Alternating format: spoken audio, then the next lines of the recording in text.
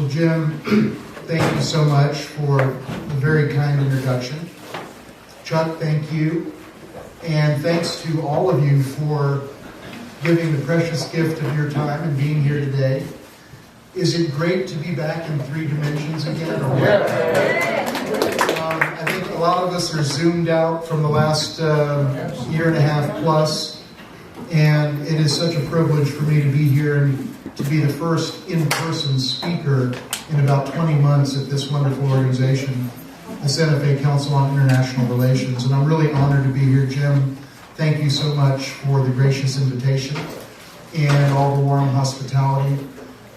It is an incredible place. I think I'm one of the few Texans that had not yet been to Santa Fe. But you will see me again because this is an incredible place. It is the city different, and I have been stunned by the beauty and the warmth of the people and the vibrancy and energy of this community.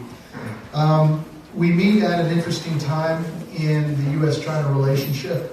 I think I could say that sentence on any day of the last 10 or 15 years, and it would also have been true.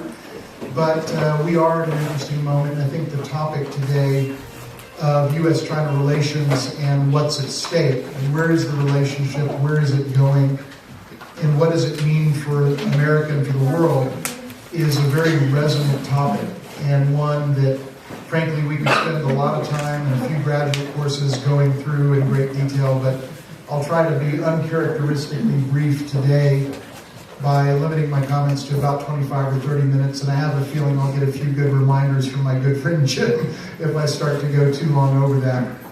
I just want to say, judging from the size of the audience, it's wonderful to see such a great crowd here. It's evident to me that my reputation did not precede me, and that's why we have such a great turnout. That being said, let me get into the topic.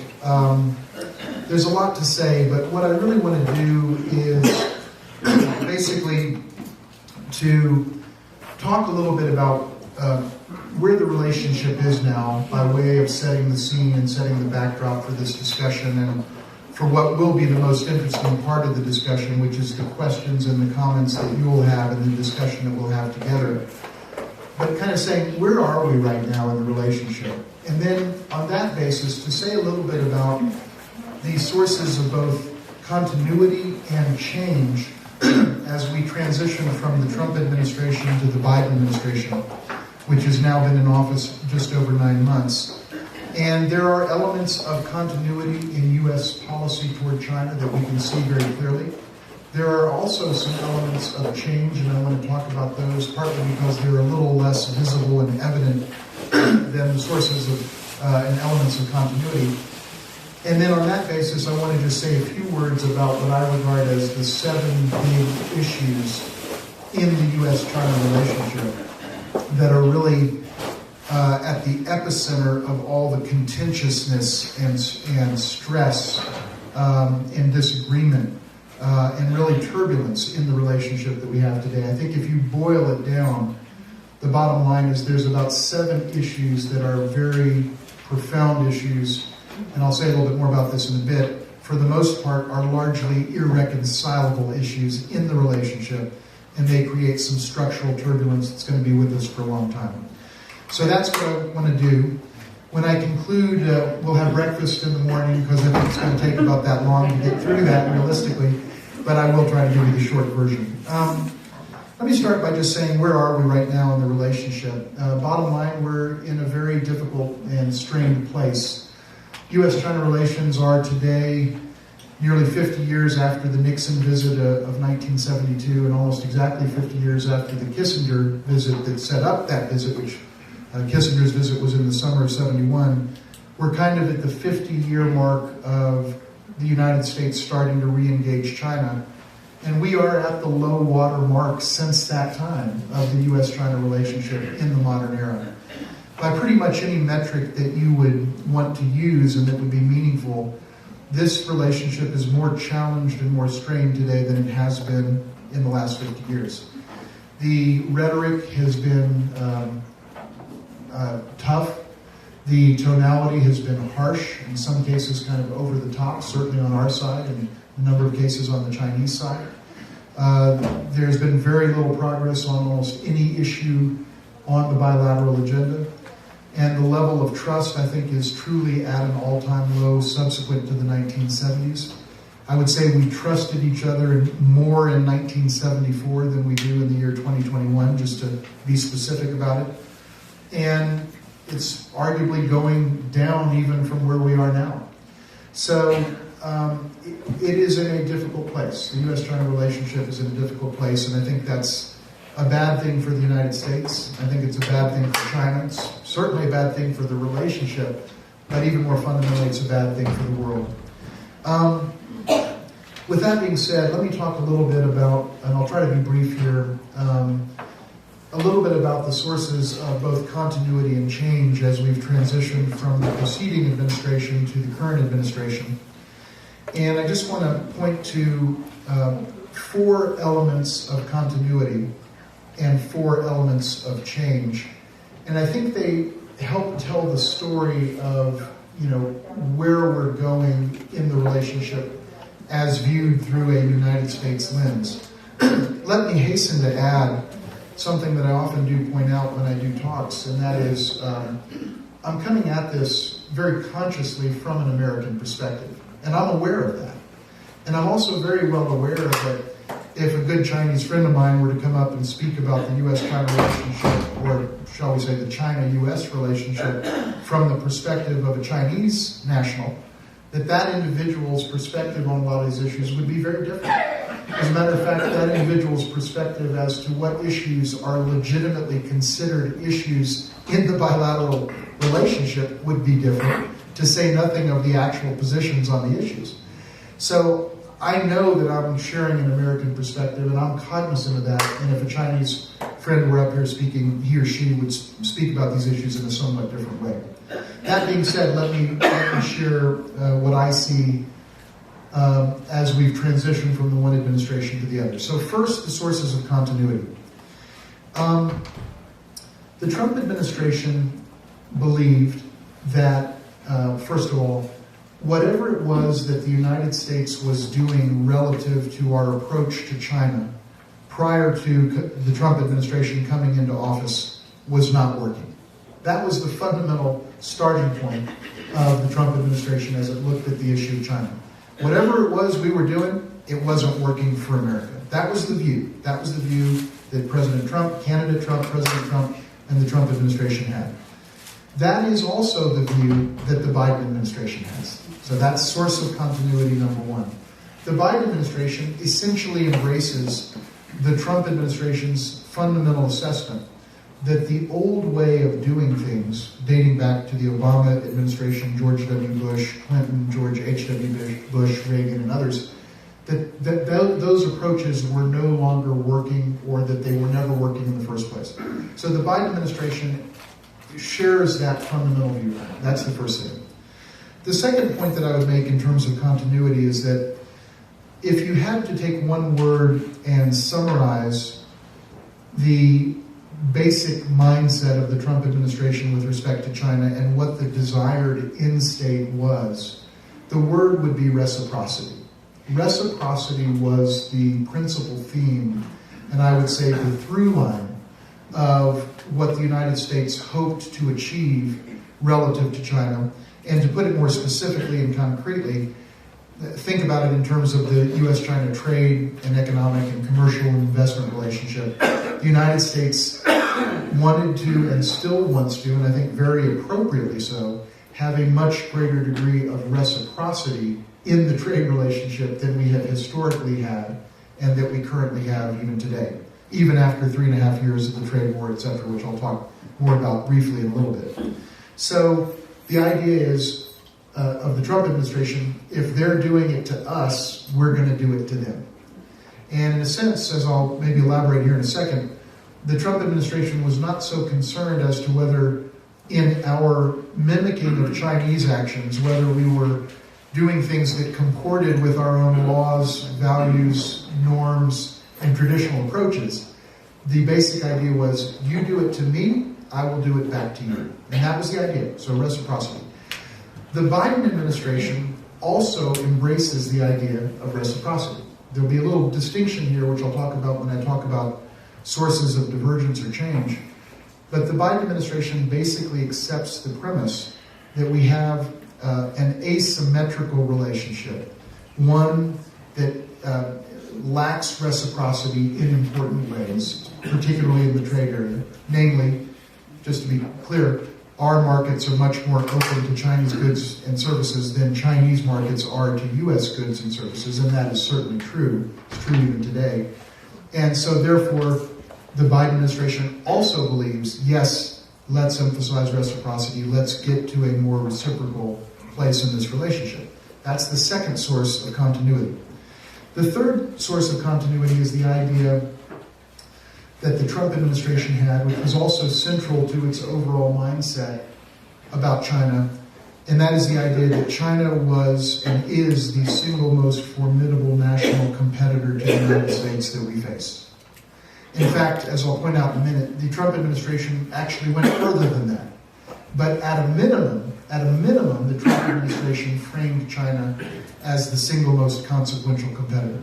The Biden administration absolutely embraces that framing. So this is the third point of continuity. The Biden administration regards, and has said that it regards China as the single most consequential and formidable competitor that we face. By the way, I would agree with that assessment. I think China is the single most formidable competitor that we face and that we will face in the lifetimes of every American alive today, including an infant born in Santa Fe today.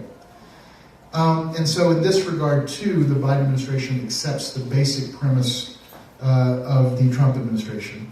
Now, mind you, in a number of ways, all of these basic positions or views about China diverged from presidents preceding Donald Trump. So Donald Trump as president and his administration ushered in a very different set of views about China than views that had been held by Presidents Obama, George W. Bush, Clinton, George H.W. Bush, Reagan, and Carter. So all six of those presidents across the partisan aisle saw China essentially the same way.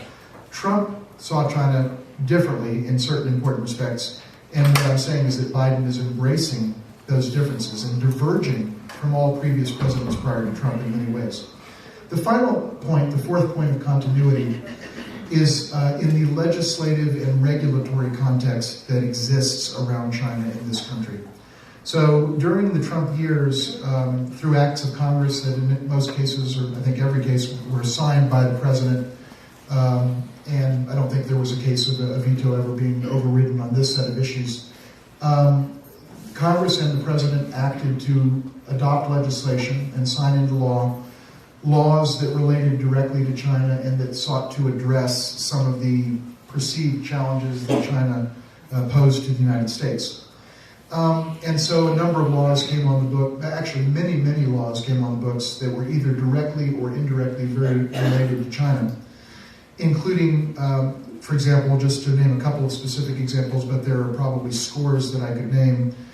The Foreign Investment Risk Review Modernization Act, FIRRMA, or FIRMA, which tightened and strengthened the Committee on Foreign Investment in the United States, or CFIUS process, which is a national security vetting for foreign inbound investment to make sure that there are no negative national security implications. And that was tightened as a direct result of concern about what was regarded by some as, quote, predatory investment on the part of China. And other ones that I could cite, like the Export Control Reform Act and others. Bottom line is that those laws that passed, and also presidential directives, executive orders, and so on, none of those are coming off the books, probably ever. Certainly, in the foreseeable future.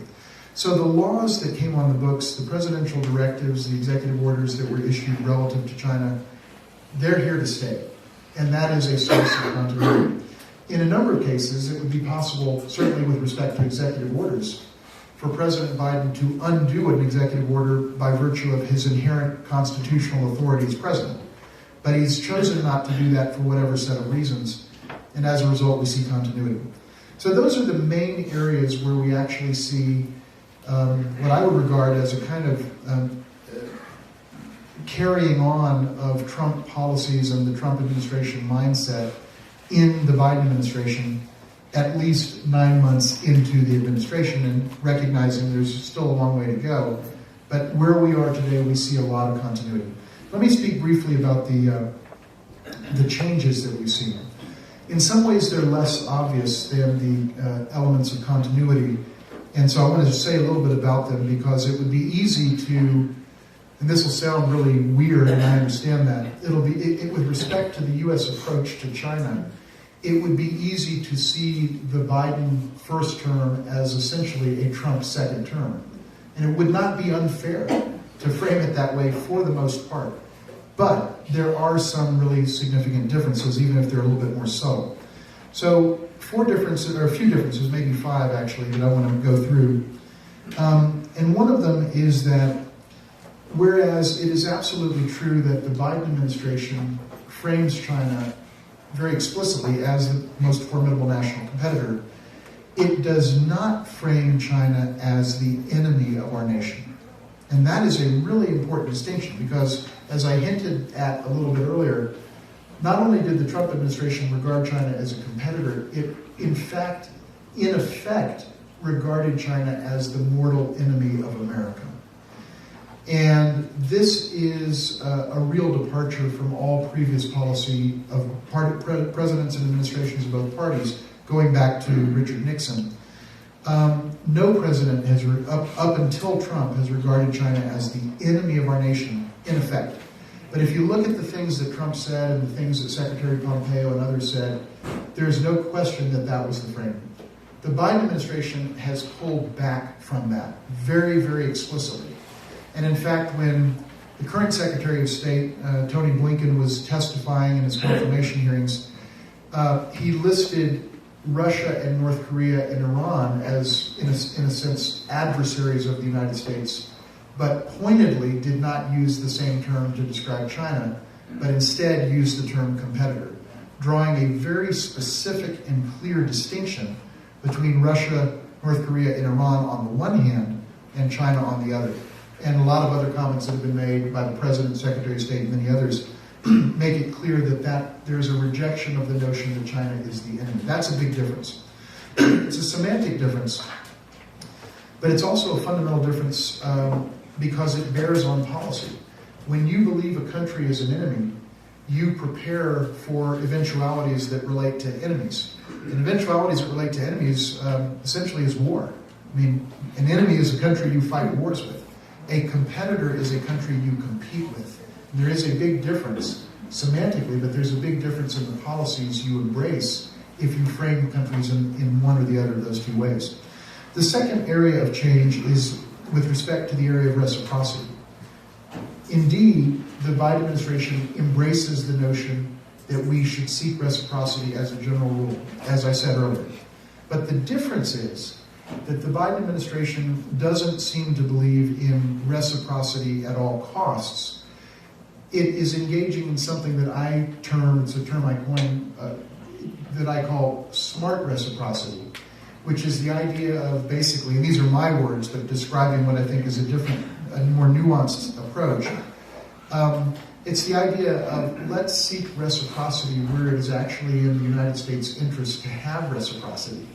But let's not seek reciprocity where it's actually not in our interest to have reciprocity and where it doesn't comport with our laws, our international commitments, our values, our norms, our traditions, and our own sense for how we should conduct ourselves as a nation. And that is a big difference from the Trump administration. So reciprocity, yes, but reciprocity only where it serves our interests, not as a blanket tit-for-tat schoolyard playing in the sandbox. You steal my toy, I'm going to steal your toy. It's much more sophisticated than that type of a mindset. That's the second divergence. So reciprocity, yes. Smart reciprocity, yes. The third thing I would note is that whereas in the Trump administration, it was very clear through the many pronouncements of President Trump that the metric he was using, and therefore that the administration was using to assess the efficacy of U.S. foreign policy, U.S. policy toward China, was simple. Does this policy comport with Make America Great Again and America First. The chosen self-defined political ideologies and philosophies of President Trump. And the answer seemingly was, if this policy appears to comport with my own self-described vision for Make America Great Again, then let's enact it, whether or not it's good for America. And if it doesn't, then let's not.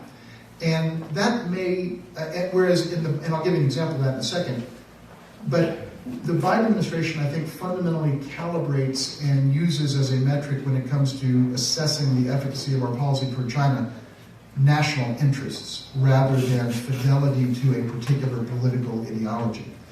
Now, what would I offer to you as a data point to substantiate the assertion that I just made?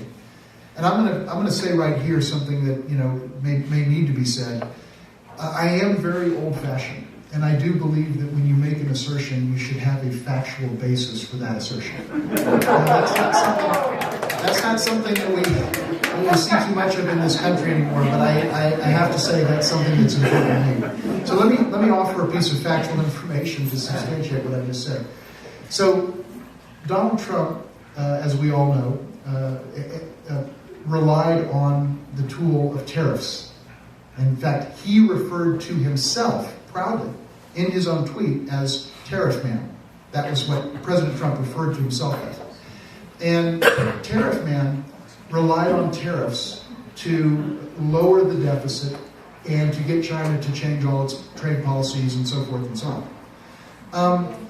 The idea of putting tariffs on incoming Chinese goods was comported with the Make America Great Again, America First, let's stick it to them, reciprocity at all costs. Their markets are close to us, let's shut our markets down to some degree to them. So it checked all the boxes, and so he did it. What was the actual impact of the tariffs? Well, I'll tell you what the impact was. They blew out the deficit.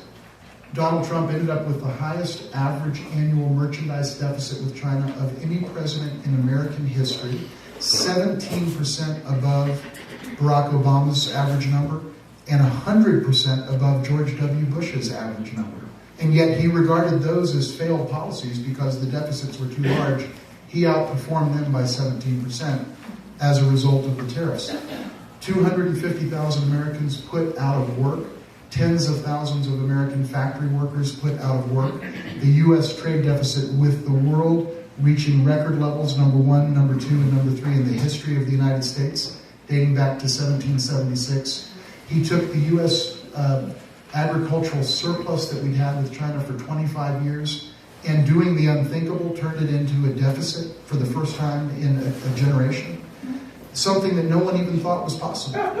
And this is the actual impact of the tariffs. Guess what? Every piece of data that I just cited is from the Trump administration.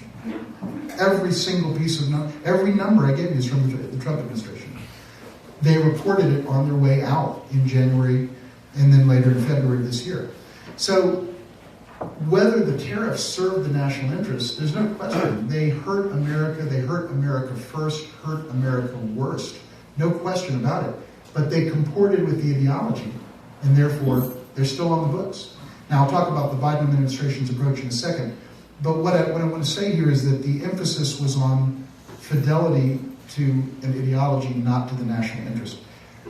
Generally speaking, it is clear to me, for the most part, that the Biden administration wants to go to a more interest-based metric. Now, that said, in fairness, it is also true that the Biden administration has not yet lifted those tariffs. It claims to be performing a top-to-bottom review of U.S. trade policy toward China. And I'm going to give them the benefit of the doubt for about another couple of months. But if after a year in office they haven't lifted those job-killing, self-destructive, foolish tariffs that are putting Americans out of work, then they're going to be just as complicit in that foolishness as the preceding administration, and I'll be just as critical of them as I have been for 3.5 years of the Trump administration. But if they look at it and say, we realize that this is a bad thing for our country, and fix it, then that's a different story. And both Biden and Harris on their respective debate stages, both stated the tariffs are horrible for America and we know it and here's the data. And they were right. So now it's incumbent upon them as our leaders to do something about it.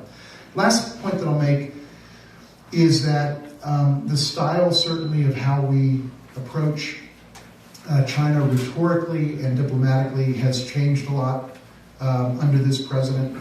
There is a rejection of the incendiary and frankly juvenile rhetoric that we heard over the last 4 years. I mean, we actually heard the President of the United States say the word Kung Flu. I mean, it's unthinkable to hear a U.S. president speak the way a kindergartner might, in the sandbox. And President Biden, to his credit, on day one said that stops today. And so we haven't heard the over-the-top, crude, juvenile, and really shameful kind of language that we routinely heard over the previous 4 years. So rhetorically, there has been a big difference. And we've seen that in a lot of different ways. Stylistically, more generally, the United States, I think, is approaching China in a more business-like, mature, steady, and fairly predictable way. Whether or not one agrees with the underlying policies, it is fair to say they don't change minute to minute, and you don't have senior officials or even the president himself contradicting himself with his own tweet within 15 minutes, which happened on a number of occasions. During the course of the Trump presidency. So there is a difference in the way we're communicating, and I think that is to the positive. It doesn't change the fundamental dynamics or substance of the relationship, but it is a difference, and it is a welcome difference. Let me, before I end, just mention what I regard as the 7 issue clusters. I won't have time to go into them in detail, but we'll have Q&A in order to be able to do that. But I just want to say, there's never been a relationship between any two nations that has been as expansive and as wide-ranging and substantive as the United States-China relationship today. What China has done by adopting what is referred to as the National Security Law, that's the name of the law, that went on the books in June of 2020. What it's done is it's rolled back these freedoms. It's put democratic activists in jail, something that it hadn't done prior to that as a general rule. And now Hong Kong is not the place that it was from the standpoint of political expression. And the United States and many others in the world have a real problem with that, as do many people in Hong Kong.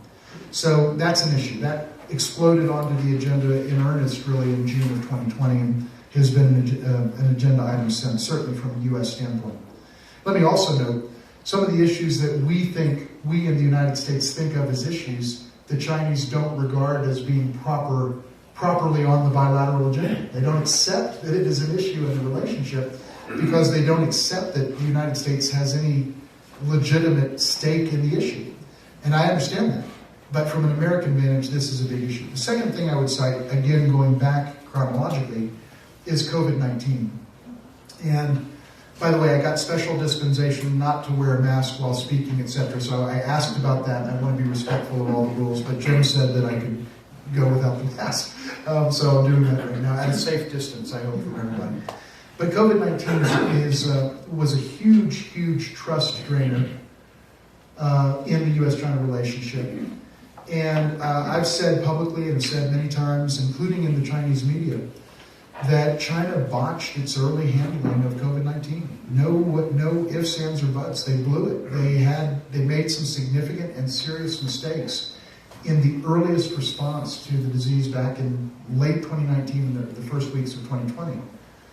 But that being said, a narrative took hold in the United States that somehow China had intentionally unleashed what Donald Trump called the China plague on America, on itself, and on America and on the world. And it's the CIA director at the time, Trump's CIA director at the time, said there's not one iota of evidence to support that assertion whatsoever. And yet this narrative took hold. And as a result, COVID-19 became a massive issue in the relationship. We all remember what the president had to say about it incessantly. And others, including members of Congress and others. And the bottom line is it actually drove down U.S. public sentiment toward China by 25 points in a real and enduring way. So whereas favorable sentiment toward China was at about 45% in January of 2020, it's at 20% today. And it was at 20% in April of last year as a direct result of COVID-19 and the repeated pounding home of a message, which I think is false, that somehow China had intentionally unleashed this, quote, plague upon us, when what had really happened is, like us, they botched their early response to it.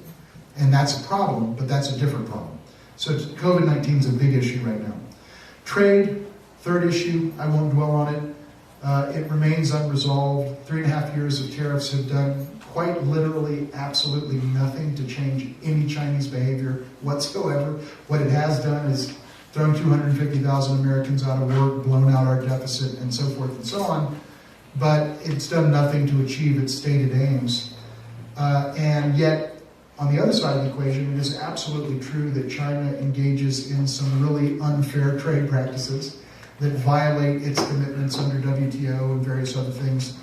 That is true. It's wrong for China to do that. They've gamed the system in many different ways. There's a lot of legitimate frustration about that in America. And my hope would be, and still is, that we actually try to solve those problems rather than doing things that make matters worse. What I learned in public policy school was, number one, don't make things worse. And number two, don't come up with solutions that are actually worse than the problem. And those lessons didn't quite get through to some policymakers over the last 4 years. But trade is a big issue. There's a lot of different aspects to it, but probably the most fundamental aspect, arguably, is market access imbalance. It does exist. We need to fix it. And let's find a way to actually fix it rather than doing more harm to ourselves. So trade is the third issue. The fourth issue is technology. China aspires to be a technology superpower. It's a legitimate aspiration for any country. In the case of China, it's not only legitimate, but it's also a realistic aspiration because they have the prowess and the capacity to do it. We aspire to be a technology superpower. That is absolutely legitimate for us to aspire to. And because we're both aspiring to be number one, we are in a heated competition over the development of technology. From artificial intelligence to quantum physics to quantum computing to advanced robotics, automation, biosciences, and a whole host of other top-level areas of the 21st century and 22nd century economies. And there is a real competition going on between the United States and China. And that is one of the most contentious areas, actually, in the relationship, and along with some of the others, may be one of the most intractable. The fifth area is military or security issues. Specifically, I would say there are two issues within this cluster that are major issues on the bilateral agenda today. One is Taiwan, and the other is the South China Sea, and to a lesser degree, in terms of a little bit more on the back burner, but still there, is the East China Sea territorial and maritime disputes. But the ones that are most active, if you will, are Taiwan, first and foremost, in the South China Sea. And I could go into this in Q&A, but the bottom line is that China has ambitions and aspirations relative to both Taiwan and its claims in the South China Sea that the United States has real problems with. And China has been exerting considerably more pressure in the case of Taiwan on Taiwan by launching record numbers of incursions into what Taiwan would regard as its air defense identification zone, or essentially airspace, including very recently, with hundreds and hundreds of warplanes literally going into Taiwan's airspace and creating a kind of symbolic intimidation. And obviously that's a serious matter. As recently as last week, President Biden stated something that is actually a departure from established U.S. policy, and that is that when asked by an interlocutor, I think a journalist, when asked whether the United States would defend Taiwan in the case of an attack by the mainland on Taiwan, President Biden said, yes, we will. We have to honor our commitment. The only problem with that is the United States doesn't have a commitment to do so. And so the White House, Jen Psaki, and others were walking back the statement. and getting it back into alignment with the policy that's been in place for about 40 years, which is just shy, significantly shy of what President Biden articulated. But bottom line is that's a source of great tension. Last couple things, and I'll conclude. Influence operations, so-called influence operations. It's hard to say with a straight face for reasons I'll explain in a second. But there's some in this country that are concerned that China is engaging in a nefarious effort to influence American public opinion. I can't say it because U.S. public opinion toward China is at an all-time record low. It's at 20%. And yet there are people across Washington and elsewhere that are absolutely panicked that somehow China is making huge successes in gains in propagandizing the American people and making us buy into their narrative and think that China is great and so on and so forth. And they say that even as we have literally never in our history, in the history of measured public opinion, had lower favorable views in this country toward China. But there is a narrative that China is trying to nefariously influence our academic campuses, our discourse, and so on. Well, guess what? China is trying to inform and influence discourse in this country. And guess what else? We're trying to inform and influence discourse in China. It's what countries do. It's called public diplomacy. There's nothing unlawful about it. So many of you, I think, were in the Foreign Service as I was, or in diplomacy as I was. Public diplomacy is a legitimate activity of government. It occurs, and when you have the resources, it occurs on a decent scale. China's doing it. They used to be pretty inept at it. Now they're not. That's causing some heartburn in the United States. But as long as favorables are all-time record low, I wouldn't lose too much sleep over the notion that we're being propagandized and brainwashed by our friends in China. The final thing I would note is human rights. And I note that last, not because it's least important, but because it goes back probably the furthest, back into the 80s, and specifically really to 1989, but certainly throughout the early 90s and beyond. The United States has always taken issue, as a nation, we've taken issue with China's human rights practices. There's no question that China's human rights practices and human rights record is deplorable. There's no doubt about it. We know that. We've known that for many decades. And that's not an issue. But nevertheless, there have been recent developments, a number of the most significant of which occurred specifically on Donald Trump's watch, that have caused even greater levels of consternation and anger in the United States. One of them being China's actions in Xinjiang, in the northwest of China, and its rounding up of very large numbers of Uyghur Muslims into what China refers euphemistically to as vocational camps, camps that are surrounded by barbed wire that you don't get to leave of your own volition. And that's enormously problematic, and it shocks the conscience of the American people and many others across the world, and that's going on. It started 3 months after Donald Trump became president. And I'm not saying it's his fault, and it's not. But the fact that it happened on his watch suggests that the presumed toughness toward China, the idea that it was going to stop China from doing things that were problematic from an American perspective, is belied by that and virtually every other thing that happened in U.S.-China relations in the last several years. The other big one is the rolling back of democratic and expression freedoms in Hong Kong. So there are many other issues as well, but human rights remains a big issue. Let me conclude by just saying there were some, I think, that were hoping that with the change in administration that occurred as a result of our election in November, that there would be some improvements, at least in terms of plucking the low-hanging fruit in the relationship, and that we would see an upward tick, at least to a modest degree, in the trajectory of the relationship. And I would say, for the most part, that has not materialized, at least so far. The tariffs are still on the books, which is really problematic and unfortunate for our country, but they're there. The consulate in Houston, Chinese Consulate General in Houston, is still gone. Our Consulate General in Chengdu, in Sichuan, Southwest China, is still gone as a result. We lose on both accounts, and China loses on both accounts. The Fulbright program, which the Trump administration, President Trump specifically, shut down unilaterally, is still shut down. This leads to one of the great questions: who does that? Who shuts down the Fulbright program? I mean, it's unheard of, and yet that happened, and many other things as well. So a lot of us were hoping there might be some movement, not on the big issues, which would have been unrealistic to expect that in a short time frame, but at least on some of these other issues, hasn't happened. So the relationship is still challenged. I think both China and the United States have contributed significantly in their own different ways to the stark deterioration of the relationship that we've seen over the last 5 years in particular.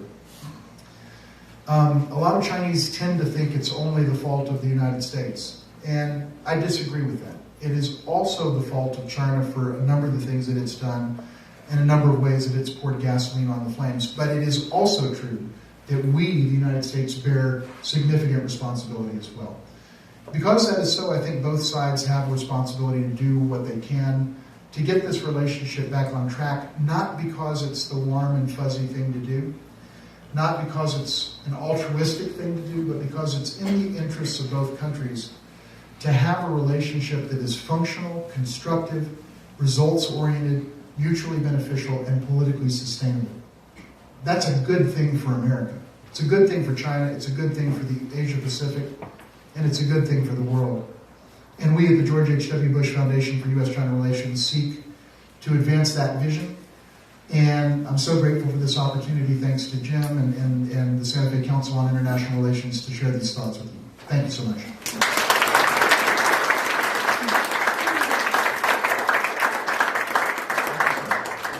I'm not sure if we can move this back, so maybe we'll stand. Okay. But before we open it up, David, we talked last night about what we might read in the Chinese press in English that would give us a better perception of China's politics and views toward America. If you might tell us that. In the Chinese press? Well, I think one of the things that you have to understand is that one of the trend lines that we've seen in China over the last 10 years, really dating back to President Xi Jinping becoming President, General Secretary, and overall top-level leader of the country, is that there has been a greater level of restrictiveness, an increasing level of restrictiveness around expression in China. It has always been quite restrictive in terms of the most sensitive issues. You can't have the type of open debate around fundamental issues, binary issues, yay or nay, in the way that we do in this country around every issue you can think of. Where it comes to Taiwan, where it comes to Hong Kong, where it comes to human rights or Xinjiang or leadership or China's system, there just isn't the room for the debate. So, there is some, that being said, I think if you look at some of the think tanks in China and what they produce, a lot of it's in Chinese, some of it's in English, there is some very thoughtful analysis that if you understand the context and understand how to read between the lines, you can often find some interesting thinking and some interesting ways of looking at issues and framing issues and some proposed ideas for how to get the relationship back on track. It's harder to find that kind of content in the state-controlled media, newspapers, and so on. To a large degree, the tonality of those kinds of publications will rise and fall with what's happening in the relationship at the moment.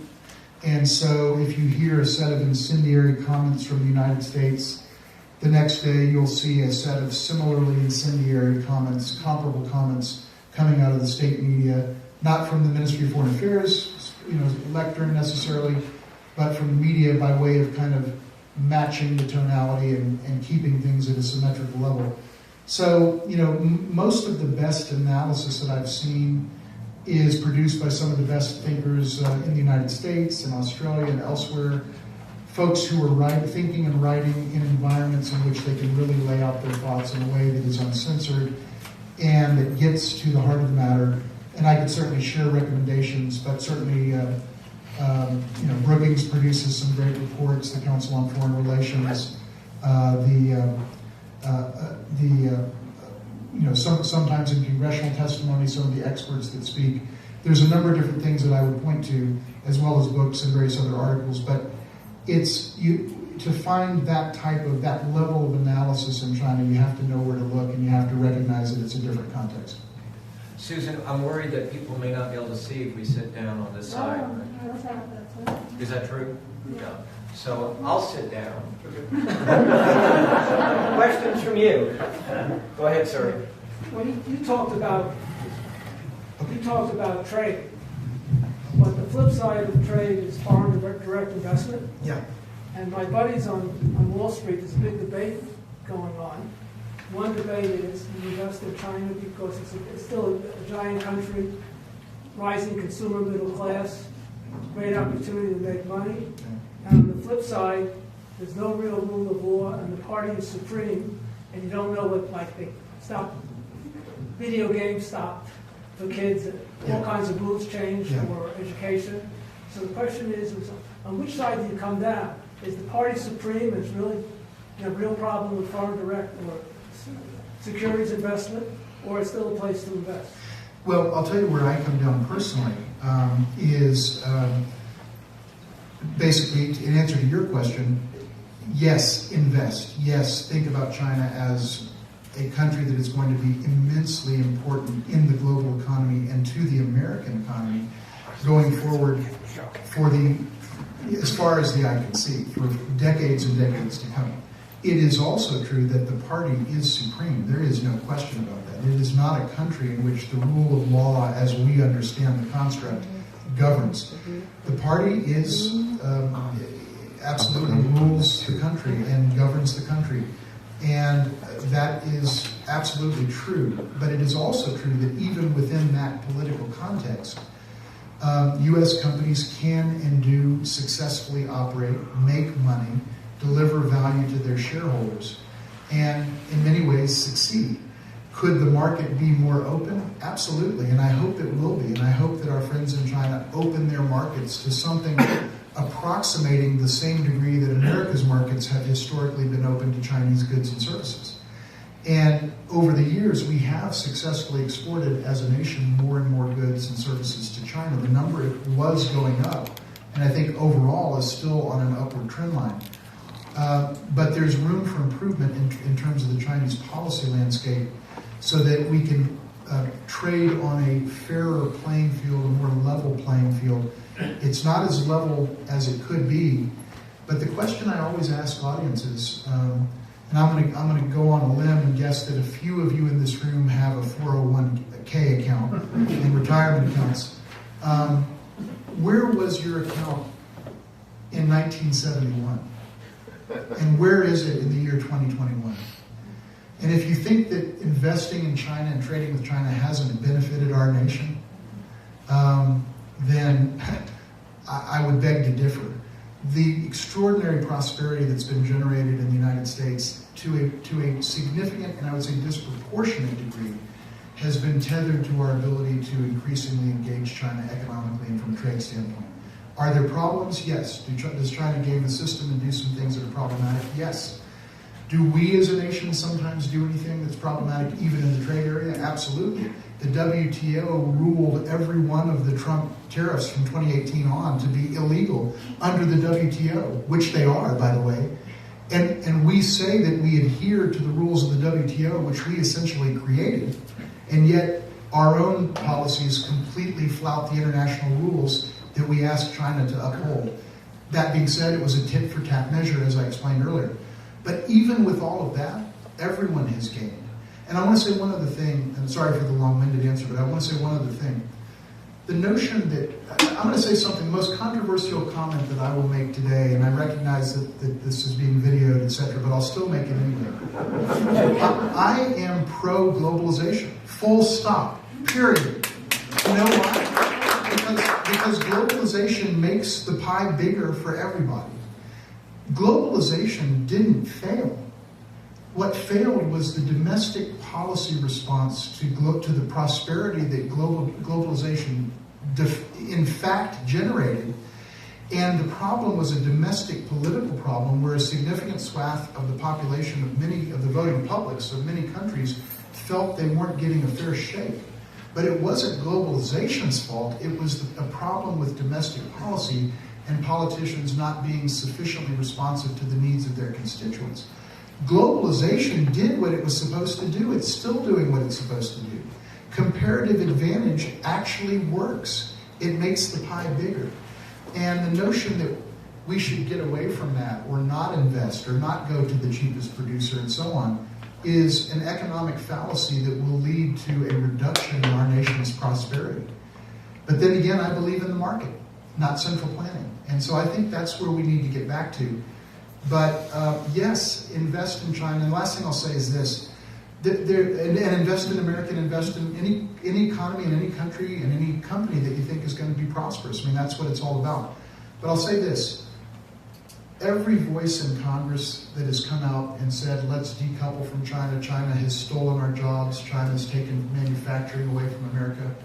I challenge every member of Congress that's made those statements to show me their tax returns over the last 30 years. Because I want to know if those individuals have invested in Apple, in Dell, in Microsoft, in GM, in Starbucks, in all the other companies that have made a killing operating in China. Because if they've done that, then they're being very hypocritical. And I think we ought to know whether what they're saying matches what they've done. Yes, sir, right over there. Isn't the combination of autocracy and an aging demographic base China's key strategic weaknesses? And wouldn't a democratic, multi-party China be an even greater economic and security competitor to the United States than this neo-Maoism under Xi Jinping? It's a great question. I don't think the answer is perhaps as simple as you might presume it is. I think that, first of all, I think China believes that it has found a model that can outperform our model. And that is exactly the combination of autocracy, which China is, with relatively enlightened economic management, which to greater or lesser degrees it has demonstrated that it has, and sometimes it backs away from the enlightened management views of the economy, and sometimes it's more open, sometimes it's more closed, sometimes it's more market-oriented, it seems to be moving back in a more state-oriented direction.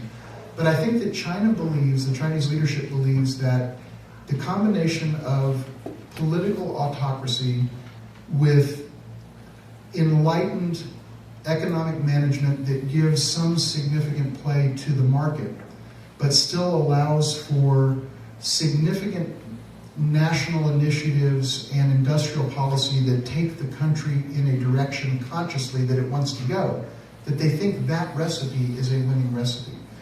And would most Americans, probably all Americans, be happier if China were a Jeffersonian democracy? Sure, I think that's true. But I think the leadership of China believes that they have more room to maneuver by not having a Jeffersonian democracy and by being able to make the hard choices that, quite frankly, sometimes democracies can't make, i.e. infrastructure investment in our context and many other issues as well. And they feel that that combination of a strong central authority with some level of significant reliance on the market is a winning strategy. In a sense, it's the strategy that Singapore has used so effectively on a much tinier scale. But I don't think that China believes that being a democracy as we define the term would make things better and would make them a more effective competitor to the United States. You know, they look, if I may say so, they look at the United States and they see a country in which, according to Pew, the public opinion polling firm in our country, 70% of Republicans don't believe that Joe Biden was legitimately elected president. They look at a country in which 43% of Americans told Pew that they don't believe that Sandy Hook and Parkland actually occurred. They look at a country in which 34% of Americans told Pew a few months ago that they believe in all or a large part of QAnon. So China sees a country in which we've lost our mind.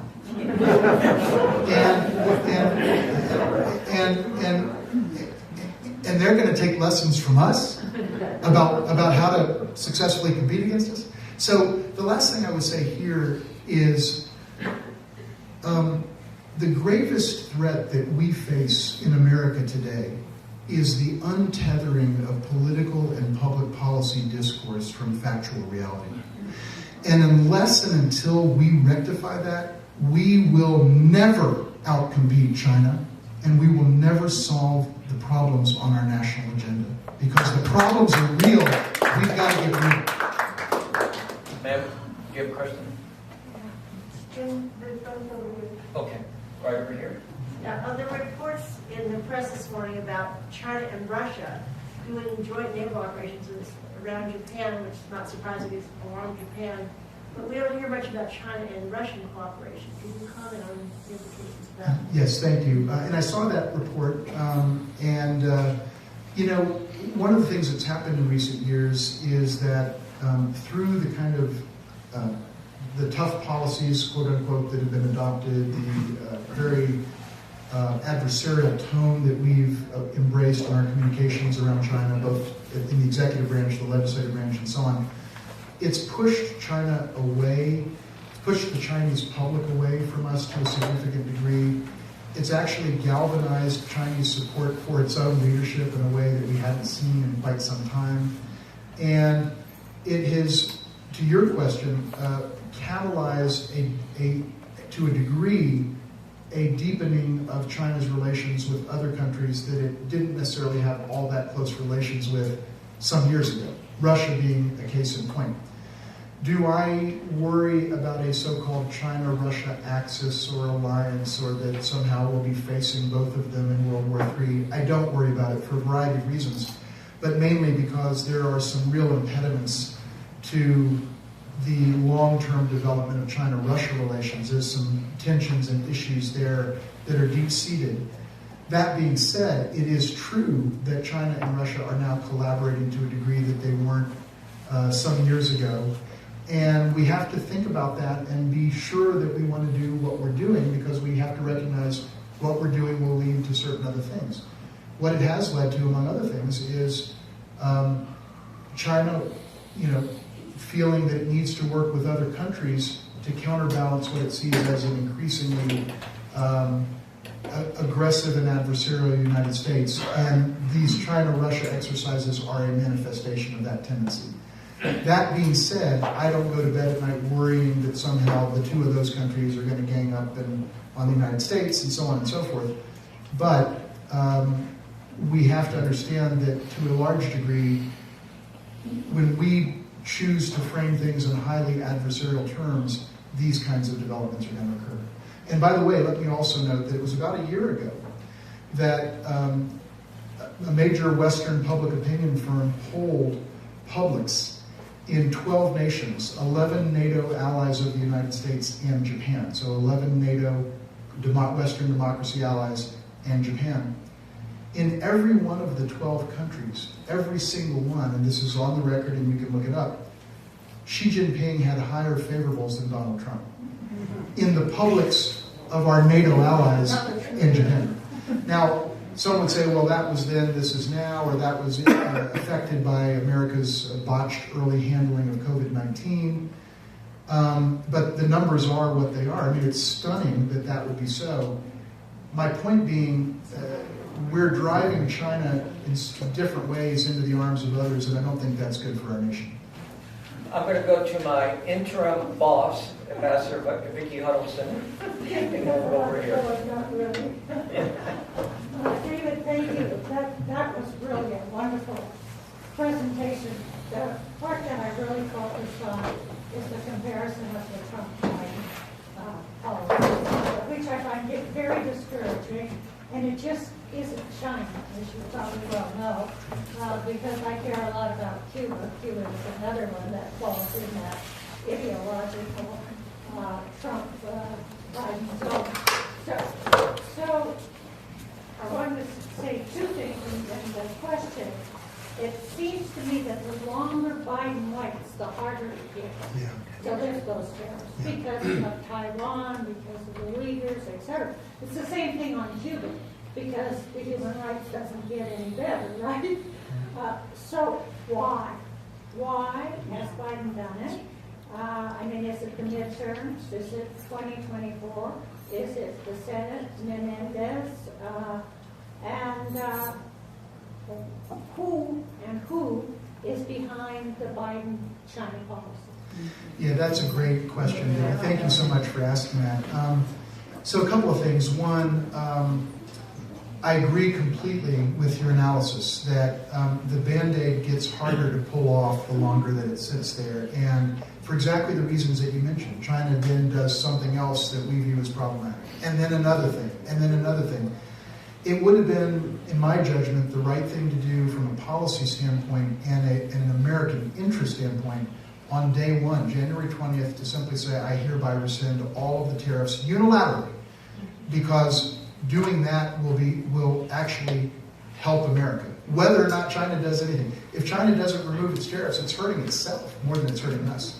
But we're going to remove ours so that we can get people back to work and so on. And then, of course, China would reciprocate, and then you'd get back to where we were prior to 2018. That would have been easiest to do right at the outset, get it done, pull the Band-Aid off, and move on. And by the way, the entire business community is for that, and he could have gotten it done. I think it is harder now than it was. Why doesn't he do it? Joe Biden and Kamala Harris on their respective debate stages both said specifically, the tariffs are horrible for America. It's the Americans that are paying for them, which of course is true. And they were explicitly critical of this when they were candidates. Why hasn't the president acted upon that? And I think the answer is very simple. It's the politics of it. It's just, there's no desire or appetite in the White House politically, probably coming from President Biden himself, I would guess, to give an easy talking point to his political opponents and to allow himself to be portrayed as, quote, soft on China, weak on China, caving to the Chinese, bowing to his masters in Beijing, and all of the stuff that you would hear from everybody that would take take advantage of that moment. And what we all understand, I think, in this room is that nobody knows the data in general.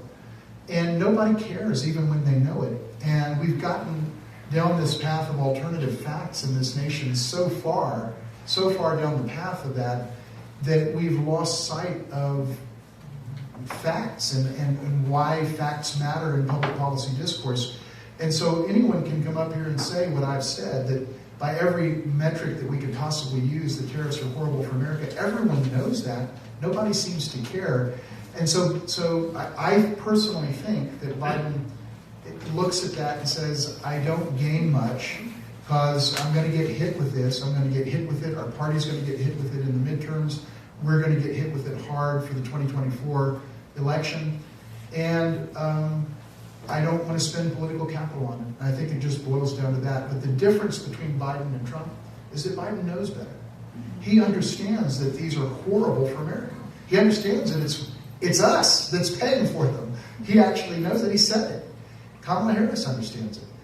But in a sense, therefore, all the more shame on President Biden because he actually knows he is complicit in a failed policy that is horrible for our nation.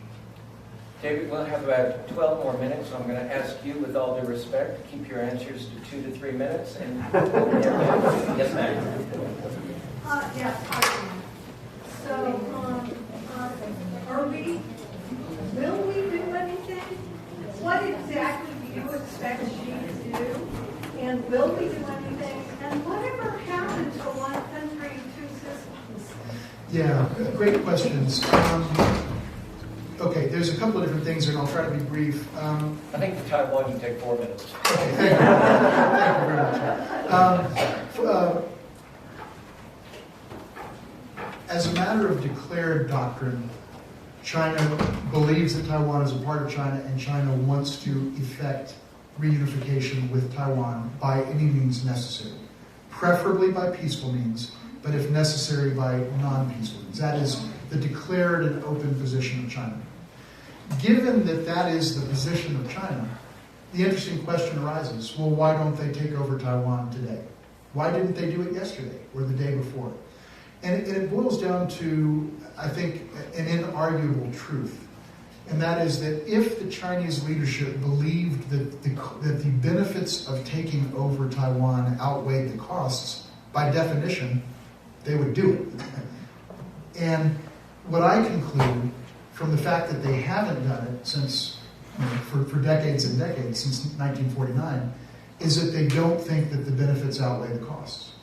It is the policy of the United States, and I'm using my words, but to bottom line the policy, it's the policy of the United States to have an approach to Taiwan that creates a sense in the mind of the leadership of China that the benefits are never going to outweigh the costs. And that's why we have something called strategic ambiguity, which is the formal name of the historical U.S. policy toward China, on the issue of Taiwan, which is the idea that we don't know exactly what we would do in the event of a mainland assault on Taiwan. We don't know. No one knows. I don't know that President Biden himself right now knows what the United States would do. It is an open question, and it has been the purpose of that U.S. policy to create a question mark in the mind of the Chinese leadership that is sufficient to deter them from thinking that anything they do would be a slam dunk. So far, it's worked. In my judgment, we're not going to see, and some would disagree with this, but so far I've been right for many, many years. And we'll see if I continue to be right. I think that for the indefinite and foreseeable future, the calculus in Beijing is going to be that the costs of taking over Taiwan will far outweigh the benefits of doing so. For that reason, they won't do it. That's why they've never done it since 1949. And I think the United States, broadly speaking, has the right policies in place, to say nothing of Taiwan's own defense capabilities, to create enough of a question mark to ensure that China doesn't believe that the benefits outweigh the costs. For that reason, though, there is a great deal of tension around Taiwan, and these incursions are worrisome, alarming, problematic. I think it's provocative and dangerous at a symbolic level. But in reality, it is bark, not bite. And I don't see the cross-strait situation conflagrating. And I don't see the United States and China coming to blows, or the mainland and Taiwan, and with the United States involvement, coming to blows over this issue anytime in the foreseeable future. Some people would say, David, I think you're wrong, we'll be at war in 6 years or 5 years. But I don't think we will be, for the reasons that I mentioned.